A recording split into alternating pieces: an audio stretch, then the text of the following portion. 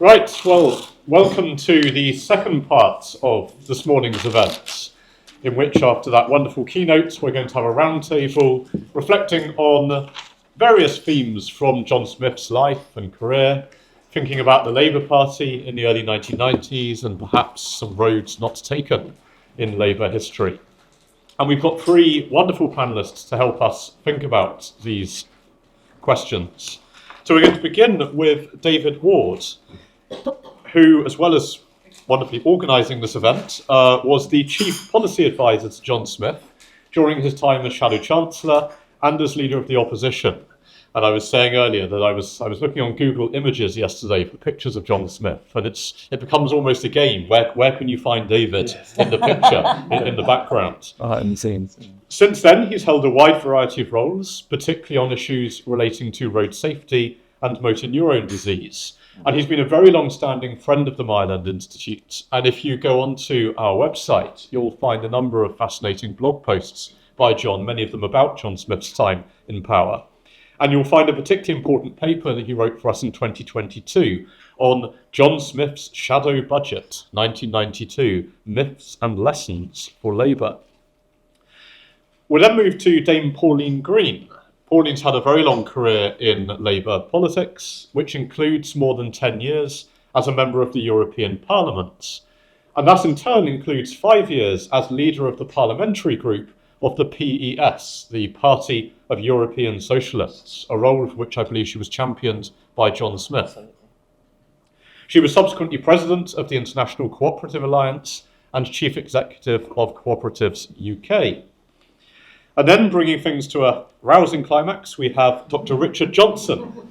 Richard is a senior lecturer in US politics and policy here at Queen Mary, but he also has a very strong interest in British politics, in Labour history, and perhaps especially parts of the Labour tradition that might have fallen out of favour.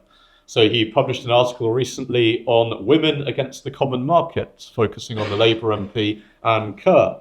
And he's recently published a book called Keeping the Red Flag Flying, Labour in Opposition since 1922, with Mark Garnett and Gavin Hyman. So each of our panellists is going to make some opening remarks. We will then have a little bit of conversation, and then we'll open it up to questions from the floor. So we're very much looking forward to your thoughts and questions as well. But can we begin by welcoming our panel?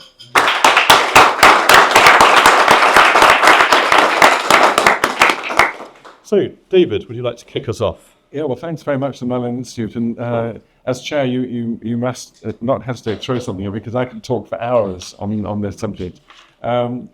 Peter Sloan from Cambridge University a few years back said to me, you should start writing stuff 30th anniversary, because he said 30th anniversary is an interesting transition from sort of contemporary political commentary to history. And I think he's right. Oh, sorry, yeah. So I think he was right about that. And then the Mireland Institute very kindly gave me a sort of platform to publish bits and pieces. Quite a lot of what I was going to say, or would say, Yvette just said beautifully. I think what I'd like to highlight a couple of key points. One is that I think that John Smith was a really great leader of the Labour Party, and of course I would say that. But I think when you look at the legacy he left, far more enduring than people realise. And he was only leader of the Labour Party for 22 months, but the impact he made was really substantial. And it's quite interesting that probably the greatest legacies of the Blair government, if you do a list of them, quite a lot of them were really put in place by Smith. And he put them in place with a degree of enthusiasm, commitment, and actually fighting commitment than people realise. And let me just take the minimum wage as an example. Actually, as Richard's excellent book on Keeping the Red Flag Flying shows, support for minimum wage has been a long battle in the Labour Party. In the 20s, Ramsay MacDonald and others opposed it. And in the 80s and 90s, particularly in the policy review process when John was Shadow Chancellor, the big battle on the minimum wage wasn't with business, which we knew were going to be opposed. It was actually within the trade unions. And the TUC at senior level, David Lee was the Deputy Secretary General, some of the major unions, actually unions led by one of John Smith's close friends, Gavin Laird, the ANU, they were extremely hostile to minimum wage. And in the policy review process, John can be very robust in debate, especially when he's convinced of something. And it was a huge battle to get the minimum wage adopted And on that, we relied enormously on support from Rodney Bickerstaff and some other union leaders. But the idea that it was easy, absolutely not. And it showed how robust John could be when he believed in something. And then, of course, in parallel, we had a wall of opposition from business. I mean, I did a lot of crustacean munching in the Prawn Club. So actually, one slight problem is that John used to get invited to all these things. I would go along, and at the end of the meeting, they'd say, "Would you come along later for us further?" So I ended up eating double the crustaceans that Smith did. But anyway, but on the minimum wage, we were always being harangued. I remember at lunch at the Financial Times where Sam Britton would harangue us, meetings with the International Monetary Fund, the head of the IMF would harangue us, meetings with the Federal Reserve, and Alan Greenspan were always, don't consider minimum wage. And Smith just used to bat it back the whole time. He was really, really tough with it. And also tell an interesting story, I think very insightful one, about the difference between Smith and Tony Blair, Gordon Brown, and then I'll try and get this out and then we can move on a bit. There was a period in the Prawn Cocktail offensive where John was doing a city and Gordon Brown and Tony Blair, who were in the shadow employment and shadow trade industry, they were on a mission to go around the Chambers of Commerce. And they came back for a sort of debrief, and it was just the two of them, John and myself. And they were unhappy. And they said, it's really rough out there, John, And they said, there's so much opposition to minimum wage, and in particular the training levy. And they were really sort of saying, do you think we moderate a bit of this? And John got very irritated, and he could be quite irritated. And quite exasperated. He just said, look, stop this. He said, don't you understand? Business will always push back. So the only thing that really matters is you be firm. You say you're going to do this, and you say that the critical thing is going to be even-handed across the whole of your sector, the whole of your industry. And in the end, he said, all that businesses care about is competition. And then they'll shut up and get on with it. And Gordon and Tony left, a bit challenging, it was near lunchtime. So I said, let's go and have lunch. And he then had lunch where he kind of expressed quite a lot of frustration, what he called the immaturity of his colleagues.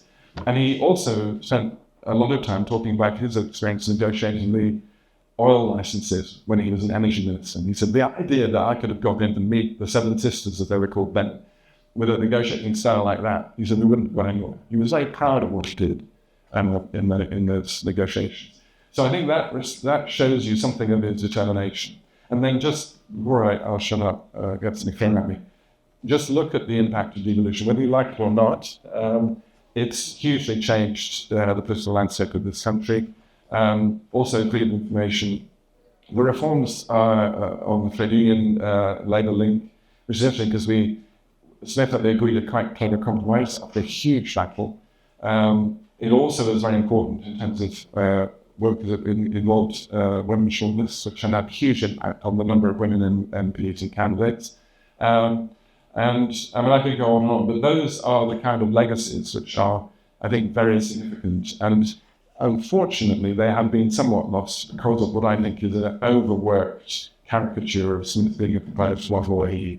And I don't find the problem with all of that is it became very self-serving for some in New Labour to keep perpetuating that myth because they wanted to sort of present a kind of a year zero distancing themselves from everything New Labour's past. And I think that they wanted to have a kind of exception that only in their way of winning would have happened. I think Smith would have won, but it would be in a different kind of Labour win. Thanks. Thank you.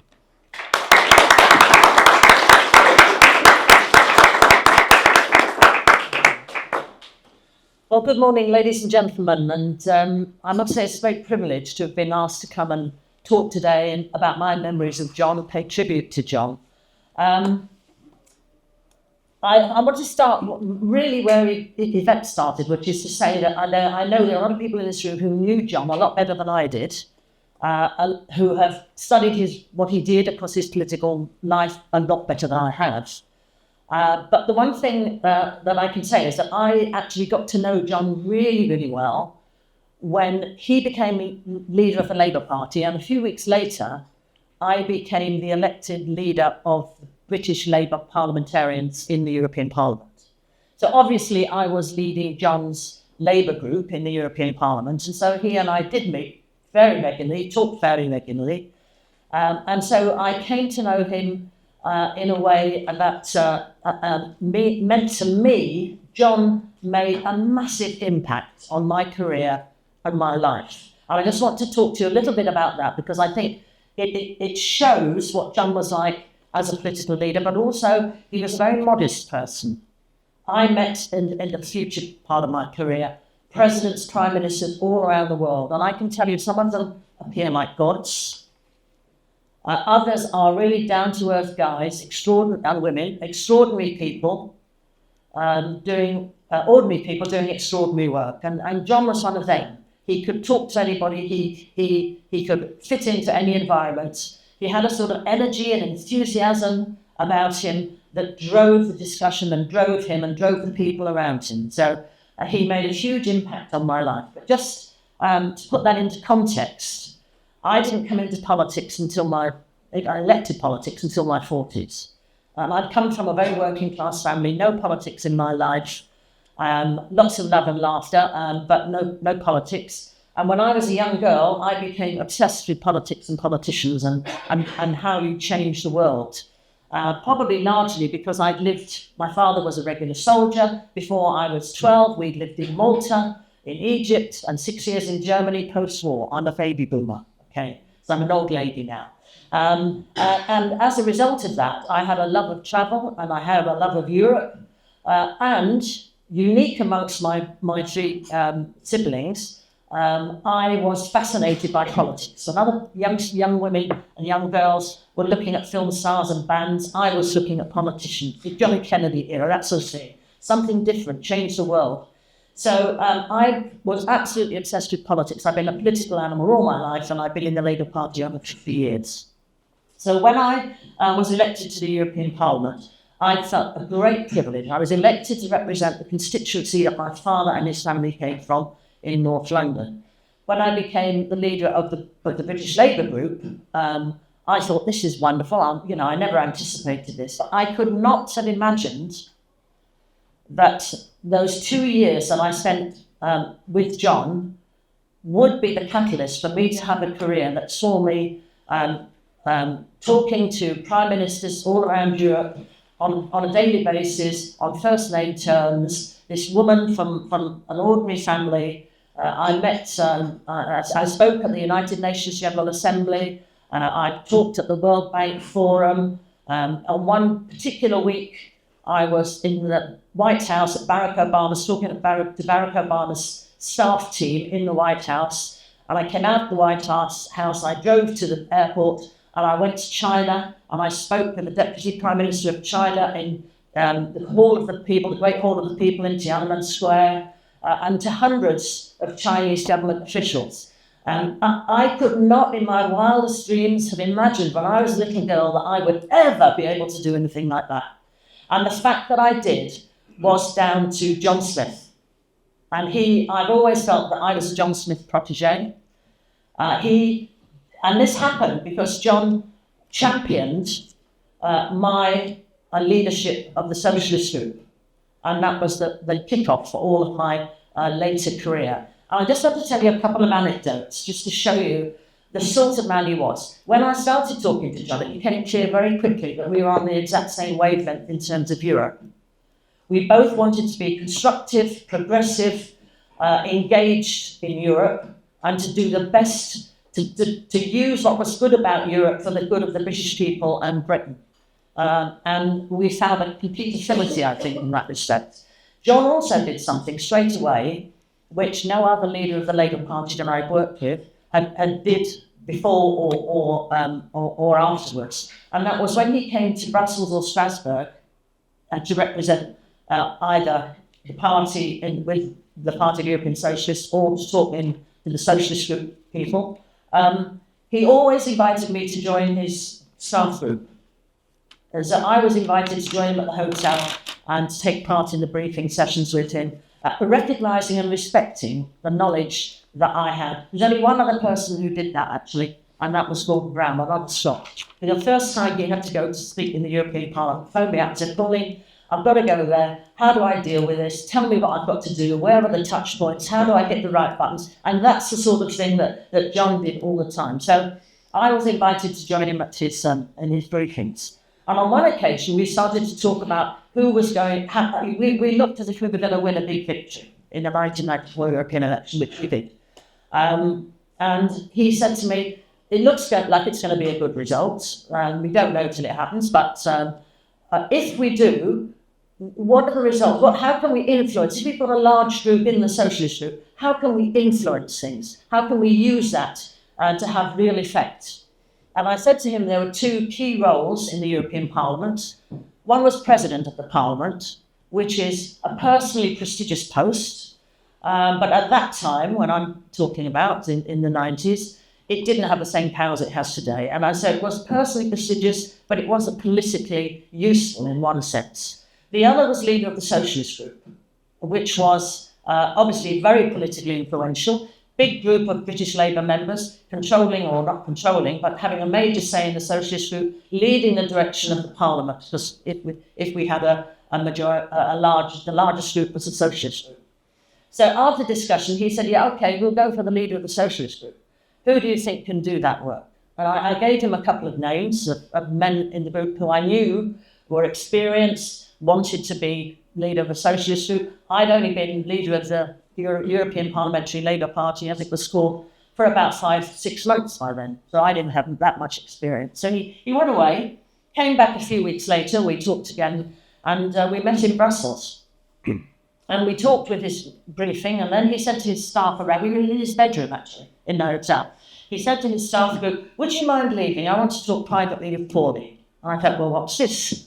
And he said, "Sit down." I sat down on his side of the bed. There wasn't much room in this hotel room. And he brought a chair over. And some of those of you who knew John will recognise this. He sat in front of me, put his hands on his knees, and he said, "Right, I've been talking about the two guys, and for one or two reasons that he told me, which I'm not going to repeat, he said, I don't think they're the right person." He said, "So I've been phoning around the leaders in Europe, and they and I agree that it should be you." And I was completely gobsmacked. I said, "But I haven't been leading the Labour group for a year yet." And he said, "I think you can do it. I know you can do it. I'm sure you can do it. The question for you is, do you want it, yes or no?" And he looked at me and he leant forward on his knees. And I just said, "Well, sod it. Yes, of course I do." And a year later, I was projected into the leadership of the Socialist Group. And that was the beginning of the career that I had throughout. And the other one anecdote that I really want to tell you, because it's a very treasured one for me. The night before John died, on the 11th of May, 1994, there was a European fundraising dinner at the Park Lane Hotel in London. And the guest of honour was to be Michel Rocard, who was the leader of the Parti Socialiste, the former Prime Minister of France. And he was meeting with John. And John told me he was going to be talking to him about my leadership of the Socialist Group, because it's very difficult for French politicians, particularly then, because you will know that the French political elite come through the political schools in France, and they really couldn't understand this woman who was coming from the co-op, who was lead the Socialist Group. So John was having trying to persuade Michel Rocard to accept the leadership. But we were supposed to host this dinner together, and we were supposed to welcome the major fundraisers that were coming there. There were 500 of them. I was standing up at the door doing it with him, but he didn't turn up, and he was late. And I was shaking hands with all these people thinking, "Where is John?" And these people want to shake the hand of the leader of the party, not me.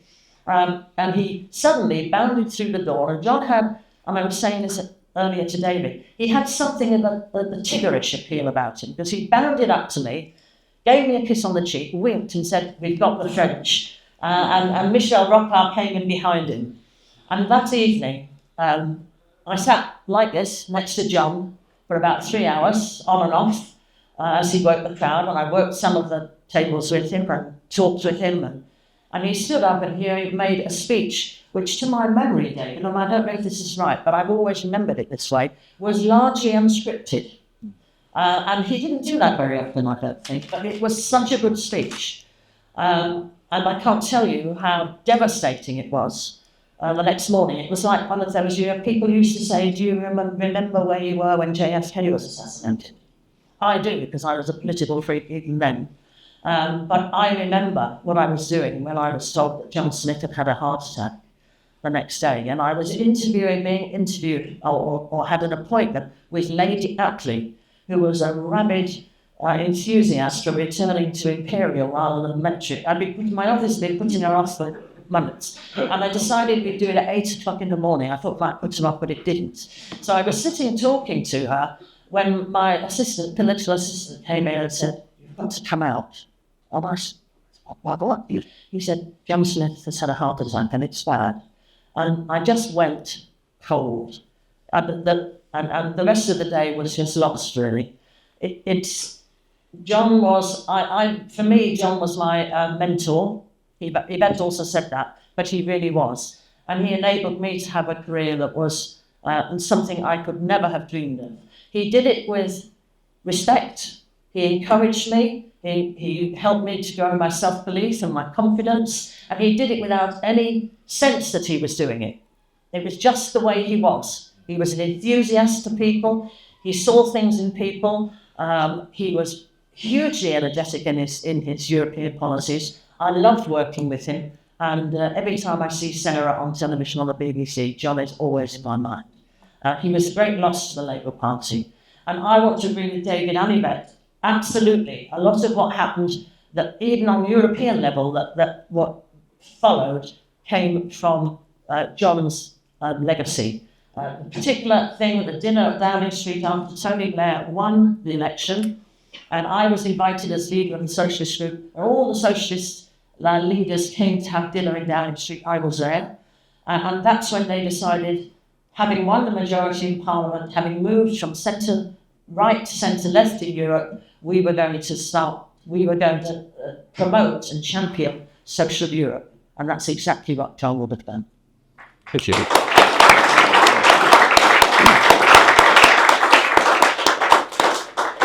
Mm-hmm.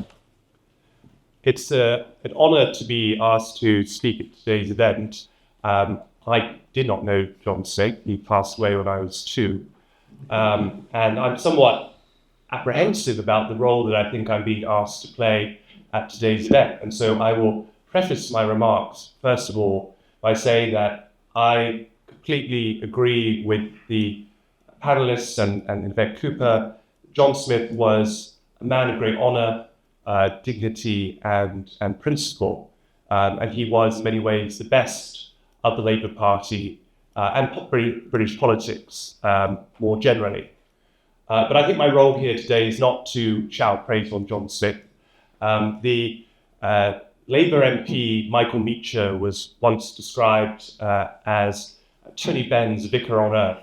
And I think today my role is to be Brian Gould's vicar on earth. For those of you who don't know Brian Gould does not live in heaven, although he lives somewhere quite close, which is the beautiful Bay of Plenty on the North Island of New Zealand. So he can't be with us today. So I think I'm sort of sitting in a seat that he would occupy. Gould was a Keynesian, a Eurosceptic, and importantly for today's discussion, a key rival of John Smith. They stood against each other in the 1992 Labour leadership election. It was a complete blowout. Smith won with, I think, over 90% vote. Gould argues it would be closer if the different type of electoral system had been used. But as one commentator said at the time, John Smith probably would have won under any electoral system for that leadership, except perhaps the system used to identify the next Dalai Lama. John Smith was both Labour leader and Shadow Chancellor. And 1987, when Smith becomes Shadow Chancellor, is a key point of departure, I think, for the development of economic policy in the Labour Party. Gould had topped the poll for the Shadow Cabinet elections when they used to be elected, and quite substantially, got 163 votes. The next second place was John Prescott, 130. And it was expected that Kinnock would put Gould in that shadow chancellor role, both of them coming from what we might call the soft left centre of the Labour Party. But the deputy leader, Roy Hattersley, who had been shadow chancellor, threatened to resign from the shadow cabinet entirely if that happened. And Hattersley was a champion on Smith going into that role. And I think that becomes a very important part of the trajectory of the development of Labour's economic policy, because neither John Smith nor Brian Gould were economists. They were both lawyers by training, but they had quite different economic visions. And I think John Smith, my argument, my publication here today would be that John Smith allowed his desire to be a good European, which he was, and I argue was probably Labour's most pro-European leader, to allow him to box Labour into a set of economic commitments that, had Labour won the 1992 election, would have been disastrous for the reputation of the Labour Party and indeed for John Smith himself. John Smith might be more remembered as the kind of quasi-courtier of the Labour Party than the figure that he is today.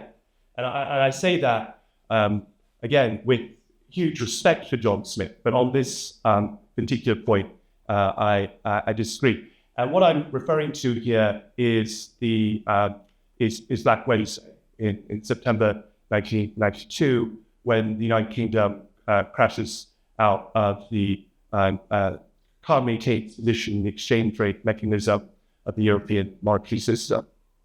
Smith was a great cheerleader for the European monetary system. My colleague Colin Murphy, who's written a fantastic book on Labour kind of economic policy development in this period, they would probably should be around me on the panel, pointed in my direction a piece that Smith had written in 1978, advocating EMS as a European Bretton Woods way of stabilizing currency across Europe. And this was understandable why a Labour politician actually would take this view, although it has certain, in my view, right of centred economic implications. There were a few common challenges that constantly bedeviled post-war Labour governments. One was maintaining foreign confidence in sterling value. Another was keeping down inflation, particularly in the face of inflationary wage claims from trade unions. And the third was trying to maintain some degree of prudence or discipline in government spending. And membership of EMS required governments to adopt certain fiscal positions that would, in effect, almost kind of constitutionalize good practice in these respects. But the objection from the left of the Labour Party was very much that this then required Labour governments to give up control over certain areas of economic and monetary policy. This became the great divide between Gould and Smith. So in 1989, in June 1989, the shadow cabinet voted to support joining ERM. And at the Labour conference that year, 1989, John Smith declared that ERM membership would be, quote, an early objective of Labour government policy. He goes to Brussels and tells the MEPs that he's eager to negotiate early entry into the ERM. And commentators at that time say that this puts Labour, quote, down the federalist road. It represents a huge transformation in British politics. Now, Smith was pretty open about what this might mean for economic policy. He was in a quite astonishing interview for The Independent on Sunday in May 1990. He says that he accepted the ERM entailed, quote, a certain counter-inflationary discipline. And he was asked by the journalist, what would happen if employers didn't keep to that counter-inflationary discipline? In other words, what if they gave their workers inflated wage claims? And Smith said, well, there would be unemployment, wouldn't there? If companies make mistakes, such as paying their workers too much, then, quote, they will be beaten in competition in the single market, and I can't do very much about it. I think that's quite an astonishing position for a Labour Chancellor to take. And I think in many ways it echoed what Margaret Thatcher had said earlier that decade, when she said people price themselves out of the market by saying, come what may, I must have money. There are times when they have created their own unemployment. Now, as I said, I think Smith was approaching this from the position of not wanting, as a Labour Chancellor or a Labour Prime Minister, to be waking up in a cold sweat like Dennis Healey was about whether there was the pound was going to tank. And so he wasn't trying to do it for the purposes of wage discipline. But he accepted that that was an implication of the position that he took. And so all of this is to say that I think this particular position that Smith advocated, although understandable, if Labour had won the 1992 election, Labour would have, I think Black Wednesday still would have happened. And I think Labour would, quite rightly, have gotten a lot of blame for that, and Smith in particular. And so I can understand why John Major wrote in his memoirs that when Smith beautifully made a great political moment of Black Wednesday, calling Major the devalued Prime Minister of the devalued government, it was actually, as Major writes, a rise of freewheeling hypocrisy, and showed some brass neck. So I thought I'd better just add a little mix of a critique for the purposes of our discussion and questions. But again, I have to say that I want to reiterate what I said at the start, which is I think that John Smith was really one of the finest examples of Labour leadership. And I can say this, as we've written this book now, going back to looking at them since 1922. In spite of my differences on his economic policy, I think he deserves an event like this when he is remembered and treasured by those who knew him and those students.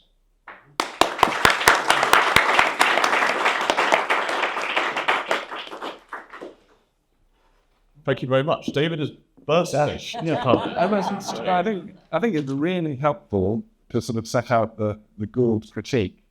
And I've got a couple of reactions to this. One is that I think in the Gould critique, I think you're slightly overemphasizing, and this is maybe unusual in terms, it's John Smith's role in all of this. I mean, he was obviously a very, very committed European and all the rest of it, but actually he was much more cautious. I actually haven't seen this 1978 thing on the EMS. That was a very early, it was before the ERM. The ERM was quite the same as the EMS. Callahan rejected it, and Johnson was some cabinet. He probably would have supported that. But essentially, what happened in the mid '80s, before the 1987 election, the ERM grew as a policy option, and in fact, the person who pushed it the first was none other than Neil Kinnock. And there's an article in 1986 in New Saxon when he said it needed to be looked at. Roy Hasley encouraged him that way.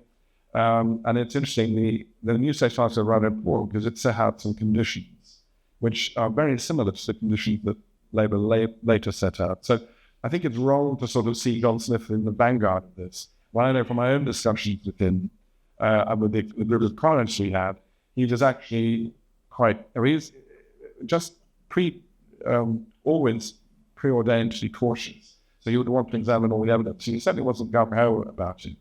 There are some other very important people in this. One is now Lordy, Johnny was the lead economist for Neil Kinnock. He was very enthusiastic about the change approach. And he was really the protagonist with Brian Gould over the issue. One of the patterns of the policy view, which that spoke about, which was launched and culminated in Meek Jones Make Changes, sort of started in 1988-89, was that there was a division in the roles. John was leading the tax and welfare group. Brian Gould was chairing the convention economic sort of macroeconomic group.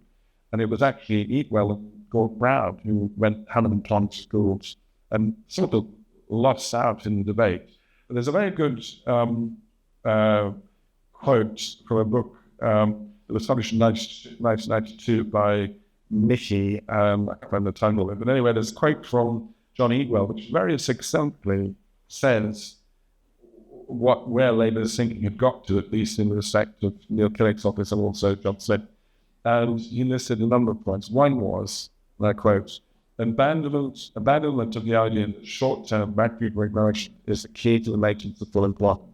It's argued in effect that it's no longer possible to have praising in one country. Hence, fine-tuning should be replaced by search for macroeconomic stability as a framework for long-term investment. Stability is defined as exchange rate, stable exchange rate, stable interest rates as levels at levels no higher than those principal competitors and low inflation, to replace a possibility towards the European Community, in which the ECB was in inhibition on Labour's policy. Anyway, I could go on, but all I'm really raised on this is that there was a broader consensus. By the way, the TUC supported the RN, and we all knew that Brian Gould disagreed that he was sort of more traditional, in quotes, Kennedy in one country. But the belief was that, particularly with the arrival of the single market, there simply wasn't going to work anymore, and that actually the mechanism of gaining competitive devaluation was getting less, and that's partly to do with complex issues of supply chain. If you're, for instance, like in the automotive industry, which I know extremely well, if you're importing gearboxes from one bit of Europe to make up a product here, then if you devalue, you actually increase the price of the gearboxes. And so the whole arguments about the benefits of plastic ownership were being undermined. And there was this fear that the expansion would always run into the buffers of finance and so on, and then stop go politics. So there was this emphasis on a much more pan-European approach.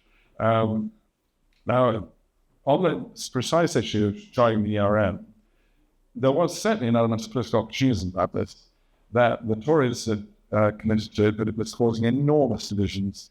John was lately affected in taunting Nigel Lawson, who'd fallen out with Margaret Thatcher over this. It ultimately led to his resignation. It's when he famously sang Neighbours in the House of Commons to highlight the embarrassment, which William Hague commented at the time that it was so funny, but we got to come over the whips, we were seen like. And so there was an element there of inevitability of the policy as an anchor for Labour's credibility, but also exploitatory divisions. But where I think Brian Gould has a sort of almost romantic naivety about this is he seems to think that Smith and Kinnock were totally signed up to the rate that they joined, that the UK joined, which was 295. And that's absolutely not the case. But both Neil Kinnock and John Smith knew two things: that it was an overvalued entry point and it was not sustainable, but they could not say anything about it ahead of an election. It would have been suicidal to do that. And it's always surprising to me that Brian Gould hasn't more sensitivity about that, because 1976, as a backbencher, he just lost the role as DPS for voting against government or something. He was then a backbencher, and there was a report in the Times about the benefits of or criticism of overvaluation. So and he wrote a letter in one of the papers saying, "You're absolutely right, the pound should devalued a bit." And it got picked up in New York, I think by the New York Times, and it led to a significant run on the pound. And Dennis Healy was absolutely furious and made jokes about the Gould standard. And it created a view, which I think is not entirely convincing, that for whatever prevailing exchange rate value for Brian Gould, it would always be lower the better. And we just thought this was not quite right. But just, this stuff's quite important. Then on the issue of when we joined the ERM, we had a meeting a year before, we had a meeting with that trip around Brussels, and we met with the Bundestag President, Karl Kohl. And Karl Kohl, much to our surprise, told us, strictly off the record, we asked him, what rate should the UK? And he said, no higher than 260, otherwise we would start, but don't quite. And actually left the meeting, I remember Smith sat in the car with me, he said to us, thing he'd heard in years. And then when it came to the whole issue of why Wednesday happened, which is a session, the adjustment crisis caused by German reunification that put up the pressure on the Deutsche Mark and forced everyone's interest rates into a plus position. But there was a strong case always for a marriage realignment in which the Deutsche Mark would move up against all other currencies. that was a way to avoid blackness. So that is something Labour would advocate. Back in 1989, Smith made a speech saying that, which is quite daring in a way, but it wasn't picked up so much. So there was an alternative. I think had Labour won, I think what would have happened is that Kinnock and Smith would have pushed for a realignment along, but potentially not a UK unilateral one, but managed realignment. The big problem was the French government had a policy of failed forward. And the French Socialists, we had very good contacts with them, but they were very reluctant to give up their hard-earned currency stability. So I think the whole story is much more nuanced than you've described. And I think Brian is a little unfair. I mean, one just final point, but I will shut up. If it's something very brief. Gould has a habit which annoyed John Smith a lot. And in the new book, the Kevin Hicks book, Hicks and the book, he says, John proved to have little interest or ability to address the economic problems the British found themselves comfortable with lack of effect. As far as I could see, he had no ability to analyze the broader macroeconomic picture or recommend changes to the better. I think one of the problems with Barry Gould, and I have my grandfather's from New Zealand, I love New Zealand, but he was a Rhodes Scholar, a gifted child. And let's just say he's very, very confident in his intellectual abilities. And I find it very disappointing that the way he argues, and he did at the time, but he said that people who disagreed with him didn't have the same ability that he had. And I think that kind of vanity doesn't work directly in politics. Why wasn't the last popular member of the Thank you very much. Sorry for taking that. No. We are going to come back to Brian Gould, but I would like to stick with Europe just a moment longer, Brent Pauline, again there, because as we've heard, this is a period in the early 90s when Labour's attitude towards Europe is moving, but also actually in which Europe itself is changing rapidly, in which you've got the completion of the single market, the crisis over the ERM, the Maastricht Treaty, the creation of the European Union. So it's possible to envision quite different versions of Europe at this time. And I wonder if you could say something about whether you feel that John Smith had a sense of where he wanted Europe to go. What was his idea of what European unity might look like? Well, my instinctive response to that is that we hadn't had enough time. Had he lived longer, we would have had much more discussion about that.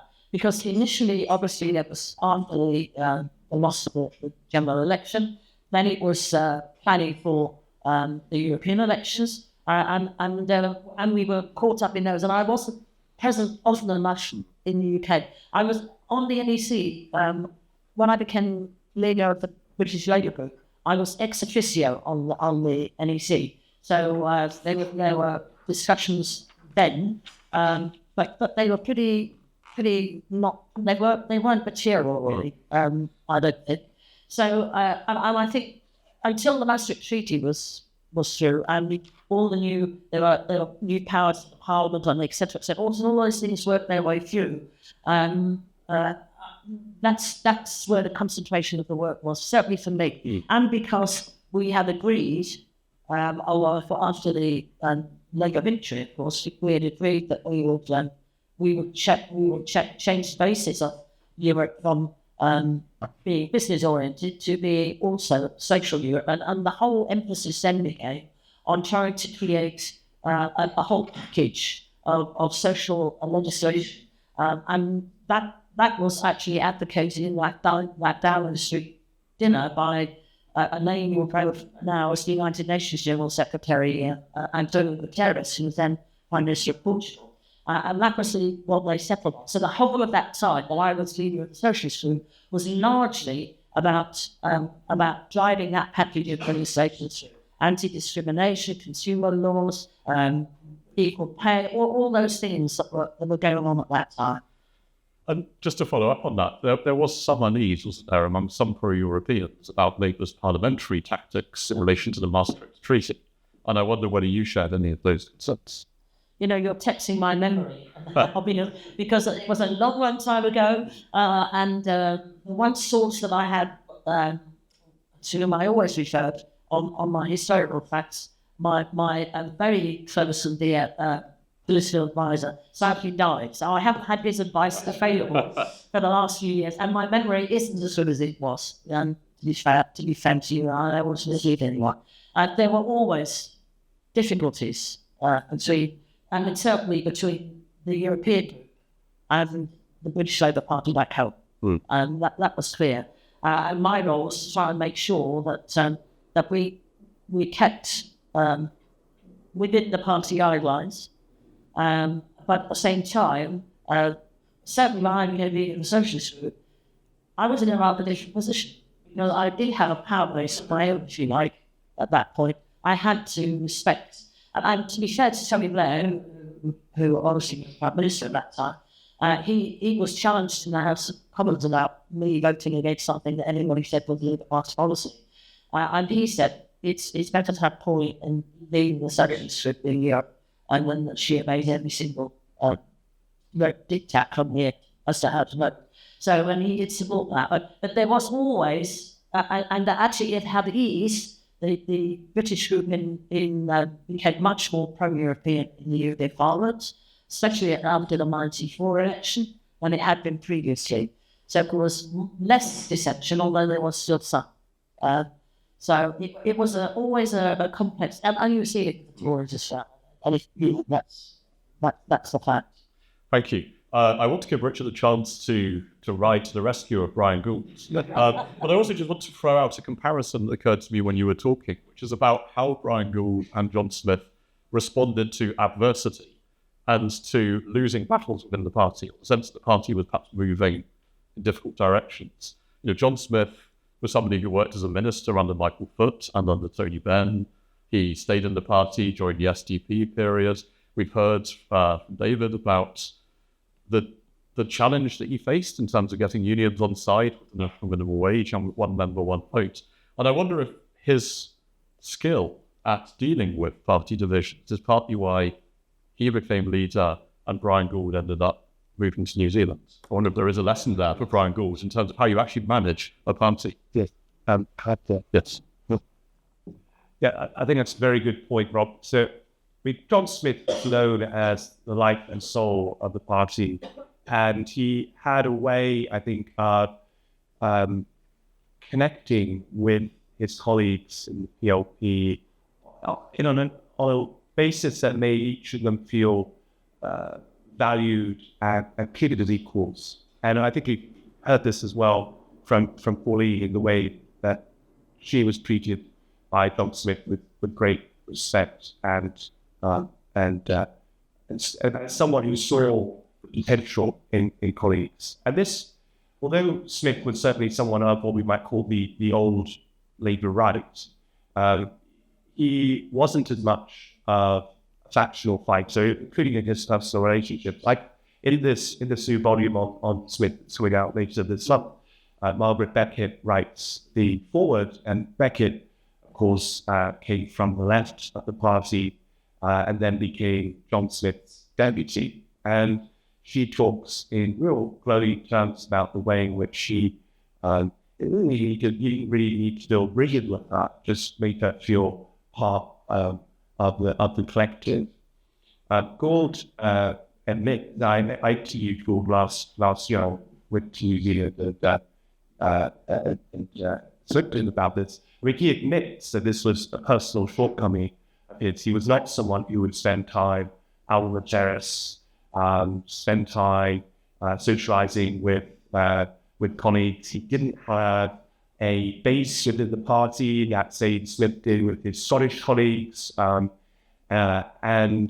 that does matter in politics. That relationship building can matter a great deal, particularly in those days when it was the electoral college to elect Labour MPs. So, and then indeed in '92, before it was one member, one vote within the member section of the party. So you really needed to be able to form this relationship. And that's why I also think John Smith would probably have been an excellent EU level politician. I think he would have been, could have been a very capable MEP. I think he could have been a very good commissioner. because he was someone who sort of loved the deal making and the work of politics and political organizing. And I think that Gould, I have great admiration for, but I think he would admit he was an Oxford academic before becoming an MP, was more professorial, more theoretical. And that's not a point about the relative intellectual ability, which I agree with Dave's point, that's not a fair critique. But in terms of the style in which they conduct themselves as politicians, I think they were very, very different. Do you want to respond? Yeah. I just want to say that, the view about you, John being a good EU member or parliamentarian, actually, that's almost sort of derogatory, because a second level type of thing. But I'm sure you didn't mean it like that. But we in the European Parliament suffered with this all the time. And that's why it was important to me when John became leader. He would always invite me to everything as part of the team.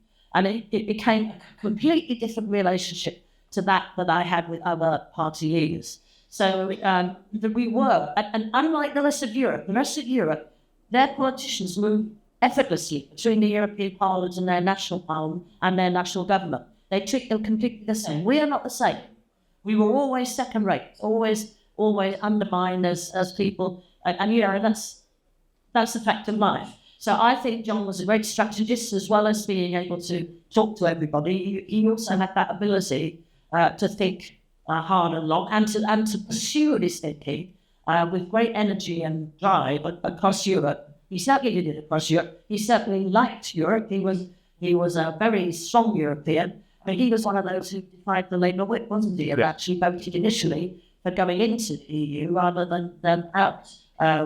So he had been a strong European all his life, really, and so I think he would have. Of course, he would have been a great European MEP, but he would also, and was, a very good Labour leader, and I was thinking that would have made fabulous arguments.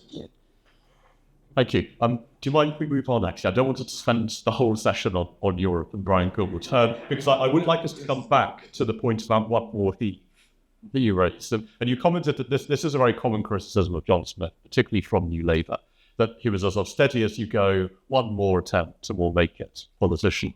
And you've set out very clearly that is a very self-serving myth for New Labour. But it's not only a New Labour myth, is it? I was struck looking at Mark Stewart's biography that he quotes Stuart Hall, the cultural theorist in 1992, who wrote this: "Mr. Smith is an able technician. He does not have any feel for wider social and cultural themes. He is unlikely to drive through the party the change in the culture of Labourism that will give realignment depth and substance." And I wonder if you think that the left had a point, that perhaps there wasn't a great sensitivity to big social and cultural changes and what that might mean for the Labour Party. Yeah, I don't agree with that at all. First of all, it's quite important to realise, I think Yvette captured this very well, that Smith learned extremely well what went wrong in the previous Parliament with committing to policy changes very, very early. And he had a very clear, as a strategy, we had a very clear idea that we would divide the Parliament into two phases up to the European election in, which was a month after he died. And the plan was very straightforward. First of all, deal with Omar, because that was Kinnock's unfinished business.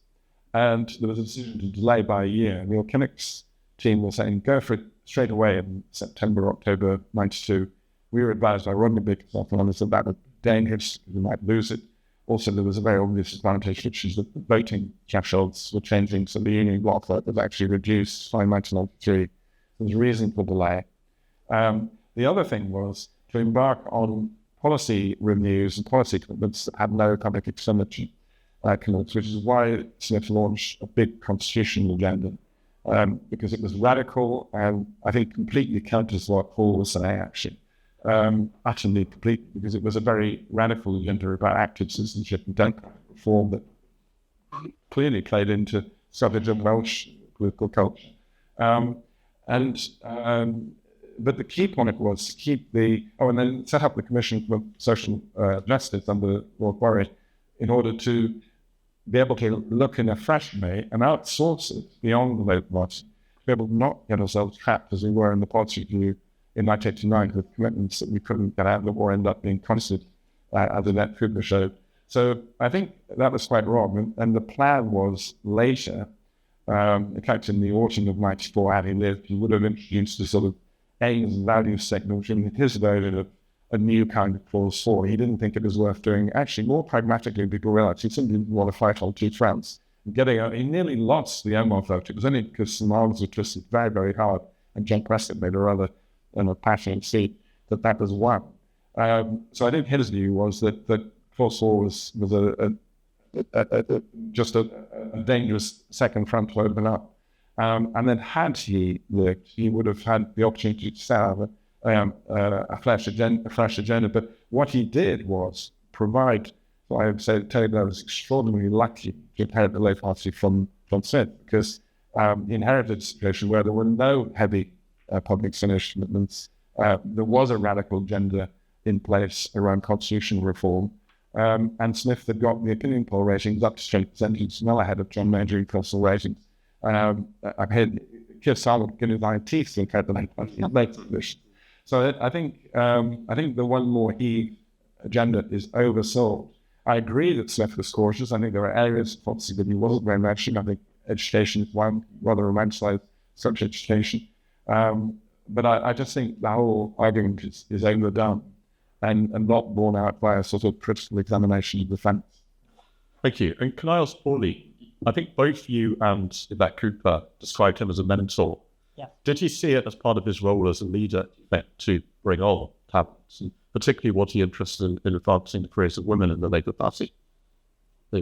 I think he, what the really good thing about John was that he did all those things. He seriously was a very good mentor, but you never got the sense that he was lecturing at you or somehow it was done naturally.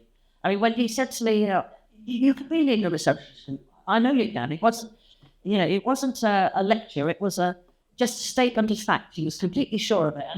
And when he was looking at you from behind his rather large glasses. His eyes looked very big and they looked absolutely convincing. And I thought, I can. So, I mean, he had a way of doing it that was not at all paternalistic or in any way, I can't think of the right word now, this is what happens to people, condescending, that's the word I mean. So I think he was a natural manager of people in that respect. He could do it without trying, and he made you feel, as I think, was it you said, or was it, well, what word? He did it to everybody without them seeing it was happening, really. And he did it very successfully. But I do think he was also very keen to help women to progress. And for that, I'm forever grateful, really, and a lot of other women too. Thank you. I'm going to turn to the audience in a moment, but I want to put one more question to Richard's. Your custody as a historian of the Labour Party over the 20th century. We touched several times on John Smith's Scottishness. It's clearly important to him in all sorts of different ways. I want to know if there's an element in which it's a problem. Notoriously, I think the last person to win a general election as party leader in Britain without an English accent was Lloyd George. So there's a kind of, there is an electoral question. Is an English electorate reluctant to vote for people that don't sound English?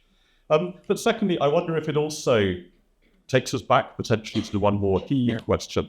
In Peter Shaw's memoirs, he wrote this: in Scotland, it may well be that one more heap at the next election is all that is required, whereas in England, a new breakthrough based on the appeal of new policies and a restatement of purpose is urgently required. So I wonder if you have any thoughts on Scottishness. Sure. I think one thing, first of all, to say is the context of Smith becoming leader is that he follows 10 years of Neil Kinnock as Labour leader, obviously a very identifiably Welsh politician. And so, in a sense, already the country had become accustomed to Labour being led by people without English accents. I don't know what accent Ramsay MacDonald had for that. So I should have said a majority. But I think, I'm not convinced that it was, it'd be interesting to hear from those who were there at the time, but I and certainly my reading of that period, it wasn't something that was seen as a great demerit against him in the public mind. As Ian said, he had astonishingly high personal approval ratings. I mean, plus 20, I think at some point, maybe in high to sort of plus 30 points ahead of Major and his personal approval rating. Major, very identifiably English prime ministers, cricket.